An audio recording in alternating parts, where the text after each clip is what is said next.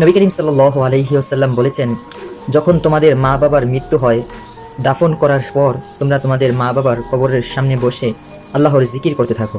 ততক্ষণ পর্যন্ত জিকির করো যতক্ষণ সময় একটি উট জবে করে গোস্ত বিতরণ করতে সময় লাগে, ততক্ষণ পর্যন্ত তোমরা ওখানে বসে আল্লাহর জিকির করো। কেন? কারণ একটি মানুষকে যখন দাফন করা হয়, দাফন করার পর ওই মানুষটি এত চিন্তিত থাকে, চিন্তিত মানুষ সাগরে ঢেউয়ের মাঝে ডুবে যাওয়ার সময় হয়ে পড়ে ওই রকম, তার থেকেও বেশি কঠিন, তার থেকে বেশি চিন্তিত হয়ে পড়ে দাফনের পর। আর যখন তার সন্তান অথবা তার কোনো আত্মীয় কবরের সামনে বসে আল্লাহর জিকির করতে থাকে, তখন তখন ওই কবরের মাঝে থাকা ব্যক্তি চিন্তা করে, আমার আর কোনো ভয় নেই, কারণ আমার সন্তান আমার হক আদায় করছে। বেশি বেশি করে তার জন্য দোয়া করুন এবং আল্লাহর জিকির করতে থাকুন, কারণ এই দুনিয়াতে কেউ থাকতে পারবে না। আপনার মা বাবাও চলে যাবে, আপনিও চলে যাবেন।